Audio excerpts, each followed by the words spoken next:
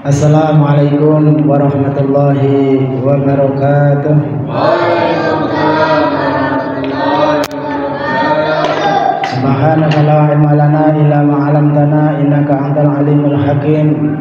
Rabbi israh li sadri wa yassir li amri wa hlul 'uqdatam min lisani yafqahu qawli. Allahumma rzuqna ilman nafi'an wa fahman sadiqan muwafiqan lil khairat fi kulli zaman bi syafaati sayyidil anam sayyidina wa habibina wa syafiina wa maulana Muhammadin sallallahu alaihi wasallam ajma'in walhamdulillahi rabbil alamin. Baik sahabat-sahabat yang hadir pada malam Jumat, yang setelah kita zikir bersama, salat maghrib bersama, kita tawasul bersama, kirim doa bersama, kita lanjutkan kajian bersama. Mudah-mudahan kita masuk surga bersama-sama atas ridhonya Allah Subhanahu wa ta'ala. Bismillahirrahmanirrahim. Bacaan yang lalu kita kaji bahwa tanda-tanda akhir zaman itu yafiruna minal ulama il hukama.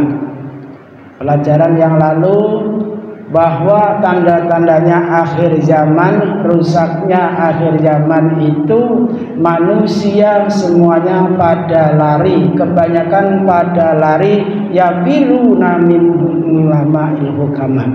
Pada berlarian, menjauh, maksudnya lari daripada ulama, menjauh daripada ulama-ulama yang berilmu, yang mereka adalah orang yang bijaksana, mustaqimina bi ibadati lahil karim, orang-orang yang istiqomah beribadah, orang-orang yang istiqomah dakwah, orang-orang yang istiqomah beramanah. Mereka semuanya akan dijauhin oleh orang-orang munafik dan orang-orang zalim. Lah, kalau itu sudah terjadi, berarti bahwa akhiru zaman, yang disebut akhir zaman.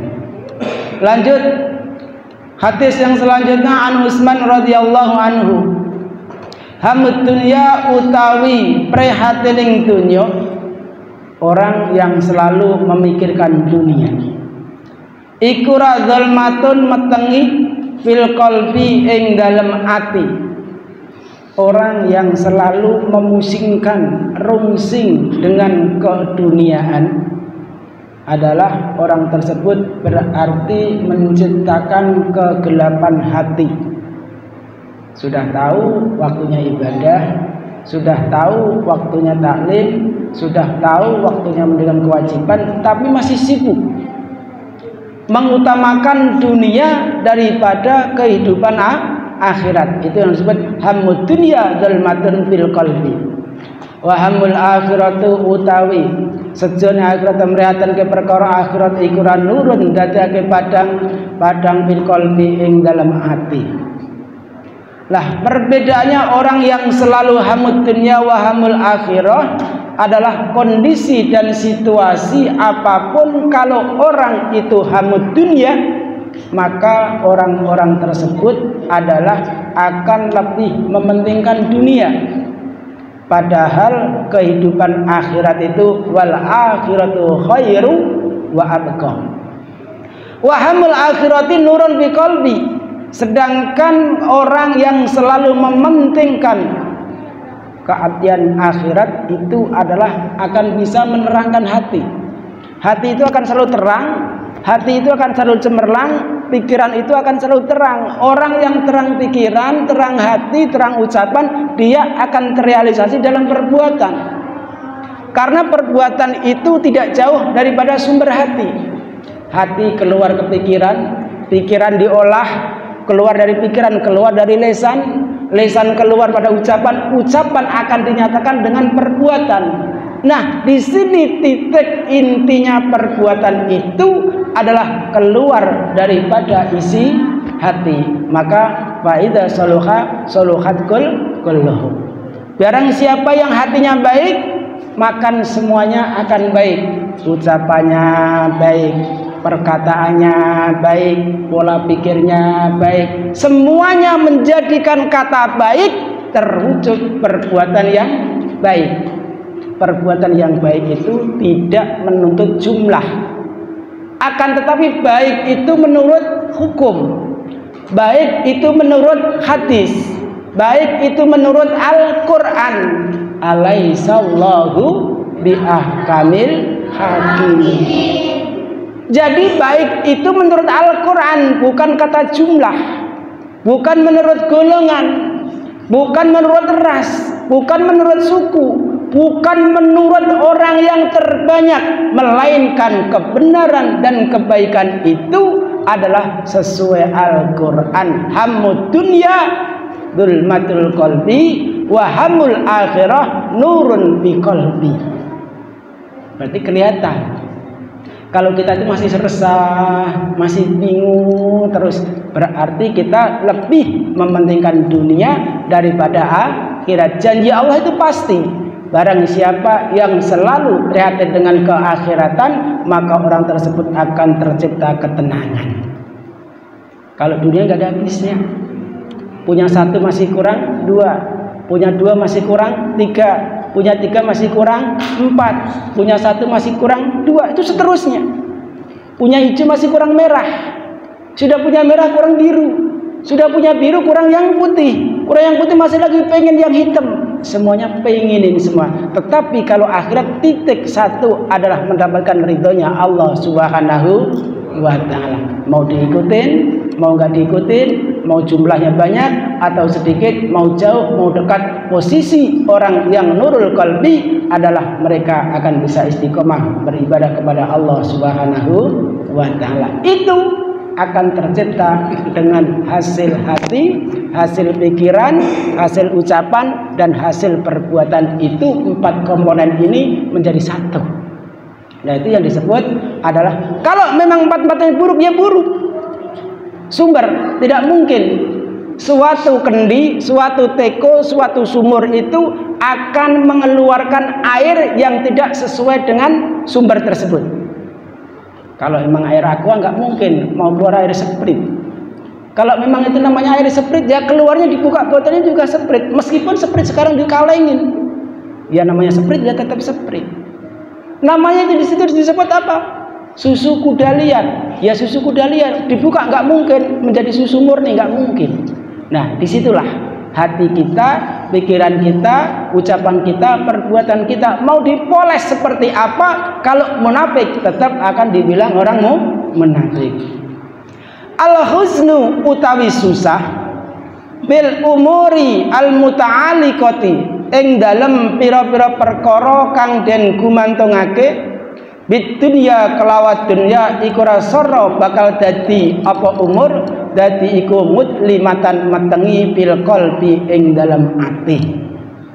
Susah. Jadi setiap waktu lahir matahari, muncul matahari, meleknya mata kita selalu yang diutamakan memikirkan dunia. Bagaimana besok saya bisa makan? Apa besok saya makan apa? Yang saya makan apa saja? Besok kita mau pergi kemana? Dan besok kita akan mendapatkan apa? Itu al-husnu fil umri dunya muta'alliqatun wa huwa sarul mutlimatun. Orang yang selalu terbuka matanya bukan ingat Allah, lebih ingat kepada perbuatan-perbuatan dunia, maka itu adalah tanda-tandanya muta'alliqatun fid dunya sarabut limatan bil qalbi. Orang tersebut kalau sudah terjadi kaderisasi, lisan ini mengkader, mata ini membuktikan setiap pagi kita bangun tidur apa yang kita pikirkan. Nah, di situ akan tercipta, terkondisi, menjadikan kebiasaan. Lah, kebiasaan itulah berarti sumber daripada hati kita. Kita punya kebiasaan apa? Ya kita tahu sendiri, yang tahu kita. Wal husnu utawi prihatin fi umuri ing dalam pira-pira perkara al muta'alliqati kang den gumantungake bil akhirati kelawan akhirat iku rasara bakal dadi apa umur dadi iku manuron dadake pira-pira pepadang. Orang yang mau selalu mempentingkan kehidupan dunia berarti orang tersebut akan terzalimi. Akan terzalimi dalam arti gelap. Bukan orang zalim dizalimin orang, bukan. Hatinya ini terzalimin, gelap.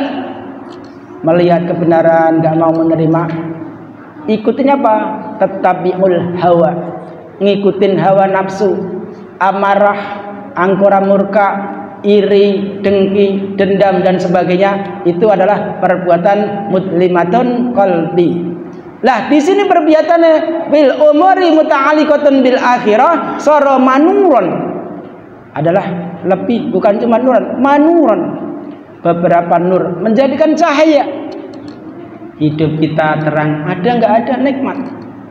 Menikmatin yang ada, bukan mengada-ngada untuk dipandang manusia, bukan, tetapi mengadakan yang ada, menikmatin yang ada itu dipergunakan untuk beriman dan bertakwa kepada Allah Subhanahu wa ta'ala. Kalau kita kadang tidak, kita ini kan suka memaksakan, yang mana paksaan kita ini agar dilihat oleh manusia, bukan karena Allah Subhanahu wa ta'ala. Lantas Sayyidina Utsman radhiyallahu anhu setelah berdialog menyatakan ini kepada sahabat bahwa ini daripada Nabi Muhammad sallallahu alaihi wasallam, Nabi dan sahabat pun berdoa, Allahumma duh Allah, la taj'al ampun dadekaken panjenengan dadekake adunya ing dunya akbaru iku ing luwih agung himmatuna dadi sejo ingsun, wala muballighon lan orang nggon itu makom ngalmatuna ing dadi nggon pengangen-angen ingsun. Nabi berdoa, ya Allah, jangan engkau jadikan dunia ini lebih kelihatan baik, lebih kelihatan besar daripada Allah Subhanahu wa ta'ala. Kenapa? Kita mendengar takbir Allahu Akbar, Allahu Akbar, sudah diseru bahwa Allah itu yang maha besar, kata Rasul. Maka Rasul berdoa, Allahumma la taj'al dunya akbaru himmatuna. Jangan sampai jadikan dunia ini lebih besar di dalam benakku daripada ucapan takbir yang pada waktu itu adalah memasuki waktu azan sholat. Wala muballigha, dan bukan juga jangan dijadikan tempat tujuan kita yaitu dalam kehidupan di dunia, karena ad-dunya mazra'atul akhirah. Kalau kita selalu memikirkan dunia, berarti kita akan disiksa oleh dunia. Tetapi kalau kita selalu memikirkan akhirat, maka kita akan dituntun untuk kebaikan akhirat. Wal akhiratu khairun wa abqa, bahwa akhirat itu lebih baik dan akan lebih kekal. Maka di situ baginda Nabi sallallahu alaihi wasallam menyerukan kepada Sayyidina Utsman bin Affan radhiyallahu anhu, menyampaikan kepada sahabat-sahabat yang lain. Setelah ketiadaan sahabat yang lain, Sayyidina Utsman adalah sahabat yang keempat, dan sahabat yang kelima yang ketiga, sahabat yang keempat adalah Sayyidina Ali karamallahu wajhah. Di situ setelah kepemimpinan Sayyidina Utsman, disitulah Utsman adalah salah satu sahabat yang paling dermawan, yang menggunakan harta bendanya untuk mendukung Sayyidina Nabi Muhammad sallallahu alaihi wasallam. Nah, di situ makanya disitulah kenapa hubungannya kedermawanan Sayyidina Utsman. Hubungannya kedermawanan Sayyidina Utsman di situ karena Nabi hamud dunya dzalimatun lil qalbi wa hamul akhirati nurun fi qalbi. Utsman, kalau hartamu itu kau jadikan lebih baik, lebih besar daripada Allah, maka hartamu akan menjadikan gelap hatimu, dan kamu pasti akan berbalik munqalibul qulub, menjadikan musuhku Nabi Muhammad sallallahu alaihi wasallam. Di situ kalau kita lebih mementingkan dunia, pasti orang yang mementingkan dunia mereka akan memusuhi orang-orang alim yang bijak sana, orang-orang alim yang istiqomah. Kata siapa? Nabi Muhammad sallallahu alaihi wasallam. Wahamul akhirati nuran fi qalbi ya Utsman. Tetapi kalau hatimu itu pengen terang, maka gunakan hatimu itu untuk mendukung orang-orang yang berjuang fi sabilillah. Orang berjuang satu fi sabilillah, orang yang berjuang satu fi rupiah. Perbedaan orang yang berjuang karena sabilillah dan berjuang karena rupiah.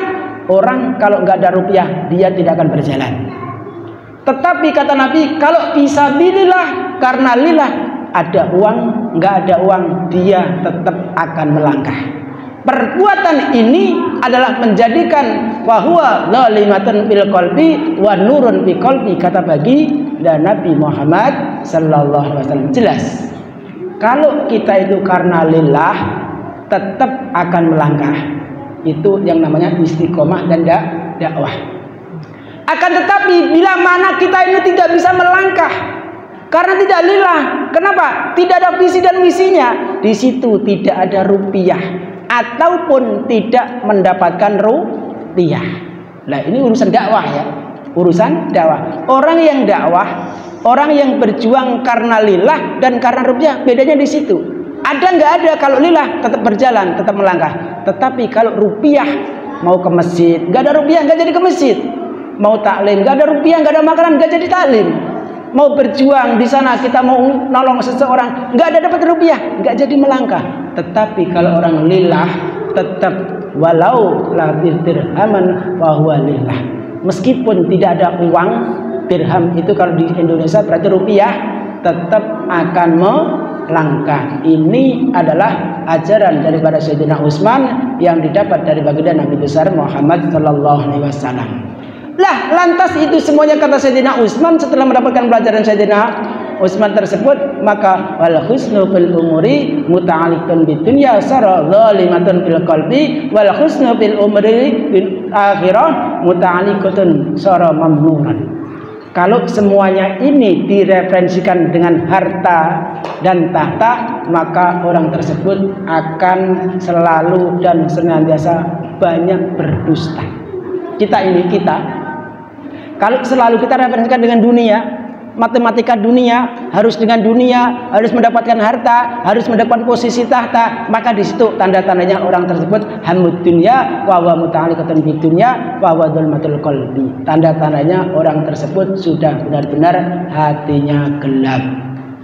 Kebalikannya, wal husnu fi umuril al muta'alliqatun bil akhirah syara manuron. Tapi kalau kita ini fokus karena Allah Subhanahu wa taala, insya Allah sedikit atau banyak mendapat atau tidak, tetap yang namanya istiqomah, panas tidak kepanasan, dingin tidak kedinginan. Maksudnya bagaimana? Panas tetap berjalan, dingin tetap berjalan. Bukan karena tidak merasakan panas, bukan, tetap merasakan teriknya matahari. Kehujanan tetap merasakan kena dingin. Itu yang disebut hujan nggak kehujanan, panas nggak kepanasan. Maksudnya hujan tetap berjalan, panas pun tetap berangkat menjalankan kewajiban yang telah ditentukan Allah Subhanahu wa taala. Inna sholata kanat 'alal mu'minina kitaban mauquta. Semuanya kehidupan dunia ini, ilmu semuanya ini akan mengerucut kemana? Wa ma khalaqtul jinna wal insa illa liya'budun. Yang dimaksud akhirat karena awaluma yuhasabu indallah insan wa huwa as-shalah. Semuanya nanti akan mengerucut tentang hal salat. Karena pertama yang akan dihisab oleh Allah pada hamba-hambanya Allah di yaumul kiamah nanti, pertama adalah hal salat. Maka di situ diterangkan Nabi Muhammad sallallahu alaihi wasallam kepada Sayyidina Utsman bahwa itu semuanya adalah pelajaran bagimu Utsman untuk dibawa dan disampaikan kepada sahabat-sahabat yang lain dan juga tabi'in akbaru himada wala muballighu himatuna. Kalau kita sudah bisa bahwa Allah itu lebih besar, berarti kita akan bisa mengutamakan ibadah. Tidak banyak alasan, tanggung, gak ibadah di rumah, bikin nyaman rumah juga ibadah, bikin senang anak juga ibadah, bikin senang istri juga ibadah, ngajak jalan-jalan anak juga ibadah. Betul, itu ibadah, tetapi Allahu Akbar, Allah lah yang lebih besar, tidak boleh lain. Allahumma la taj'al dunya akbaru himmatuna. Ini doanya Nabi. Nabi ngajarkan kepada Sayyidina Utsman. Sayyidina Utsman adalah sahabat Nabi. Kita ngikutin Nabi, ngikutin jejak sahabatnya Nabi, bahwa sejak Nabi dan Nabi itu pasti memberi kepada sesuatu yang mana Allah doi. Kalau tidak, nggak mungkin nyampe segitu doa bernabi itu berdoa. Allahumma la taj'al dunya akbaru himmatuna wala mubaligha alimuna. Dan juga tidak tempatnya kita lebih ngerti dunia itu lebih besar, tidak boleh. Kata Nabi Muhammad sallallahu alaihi wasallam, wal maqalatu sadisu wallahu alam bisawab.